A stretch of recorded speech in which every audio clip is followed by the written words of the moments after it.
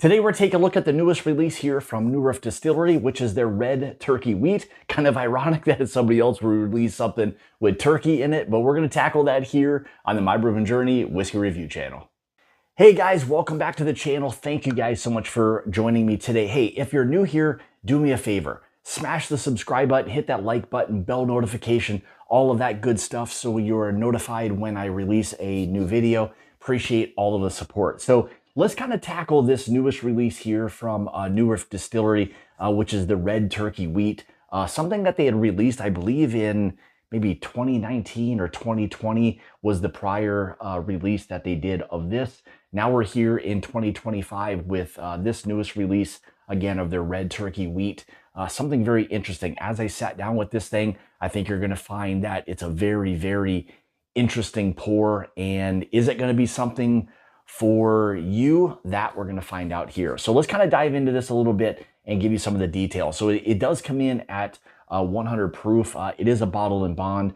Mash bill on this was 70% corn, 25% red turkey wheat, 5% malted barley. Basically non-age stated. However, it is a bottle and bond, so we know a minimum of 4 years old. And the MSRP on this is coming in at right around 60 bucks. So pretty darn friendly from a price standpoint. So really excited to kind of dive into this and give you guys a little idea on what you can expect from the newest release from New Riff and their Red Turkey Wheat. So.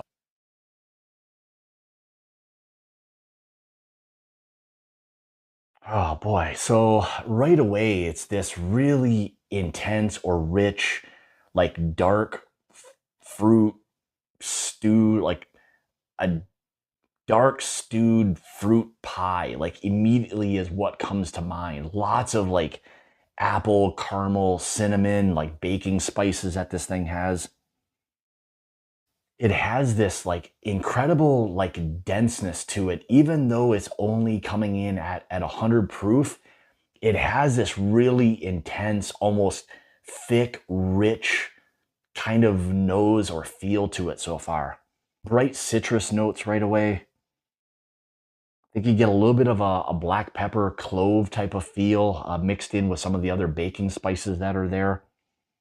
Nice honeycomb feel to it. And I'll say this, with a lot of these wheated bourbons, wheat whiskeys, call it what it is, it feels like there's something that has changed in a very good way. They have become very deep, dark, rich, heavier kind of flavor profiles that these have. And on the nose so far, you're getting a lot of what you'd get from like a really rich or heavy like wheat whiskey almost. You do get a little bit of that wheat grain. This is a little bit softer while still getting a lot of those other just kind of intense, flavors on the nose so far. Yeah, I mean, it's a beautiful nose. Like you start to get a little bit of this maybe also in addition to kind of that stewed like fruit pie, this strawberry cream, raspberry cream, something along those lines.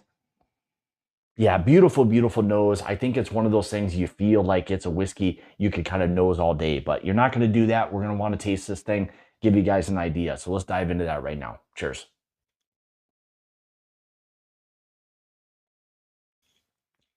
First and foremost, I love the velvety kind of texture, very creamy mouthfeel that it has.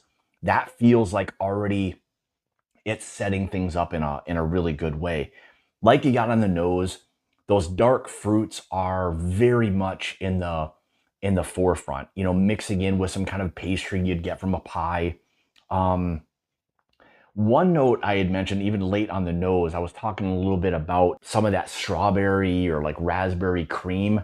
This kind of feels like it's transitioned on the palate a little bit more to like a cherry and like a vanilla custard or like a, cherry custard ice cream, something along those lines, while still having that velvety texture, really nice kind of spice layer that it has to it. Beautiful fruits. That fruit layer is fantastic without it being like just so far. It's not like a fermented fruit. It's more of a delicate kind of fruit, if that makes any sense, along with those kind of pastry, you know, kind of vanilla custard type of notes. It's a really, really nice mouthfeel and just a great start to this.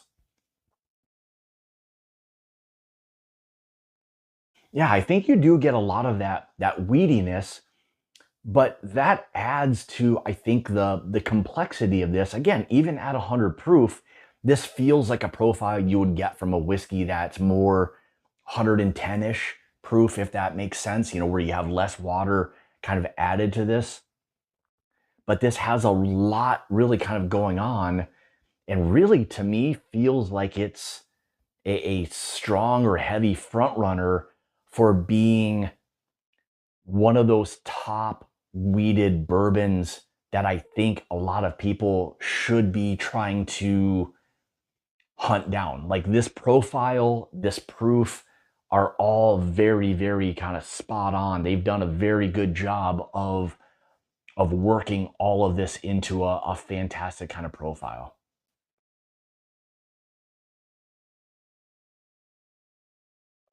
I think the more you sip on it, a little bit more of the sweetness starts to come out in addition to what I've already described. A little bit more of like a honey little combo of like a sweet tea, all while still then having that kind of, you know, black pepper, baking spice kind of feel to it. If there was any kind of chocolate to this, it feels more like a baker's chocolate. I wouldn't say it's like overly like an overly sweet chocolate. This feels like it has a little bit more backbone. So like baker's chocolate oftentimes comes with, you know, not a lot of sweetness. So you get that chocolate or cacao kind of feel to it, all layered with some of those other strawberry, raspberry cream, fruit pie kind of layers that this thing has.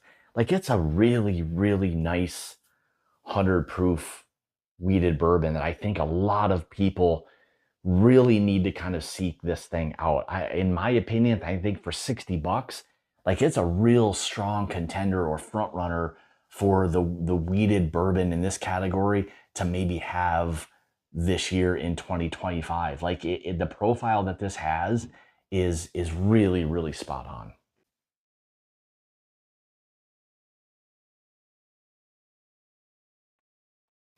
Yeah, I mean, I guess I want to almost say like I've never had a bourbon like this. There are a lot of these kind of subtle notes that just kind of work all seamlessly together in this slightly different or unique kind of profile. And I'm absolutely loving this thing. Like this is a bottle that's going to be super crushable, easy to enjoy, great profile, you know, great price at 60 bucks. The only, I think, catch to this is right now that it's being sold, I think, at the distillery or kind of in the Cincinnati, Kentucky area. But I'm guessing this is going to maybe expand. I don't know if that's right or not. I hope so for everyone's sake. But I'll say this: if you can get your hands on a bottle of this, I think you're gonna really, really enjoy it. I hope you enjoy it half as much as I do. If you do, you're gonna really enjoy this one. So I really don't have anything else to say. It's just a fantastic, fantastic pour for what it is. I hate to even say for what it is.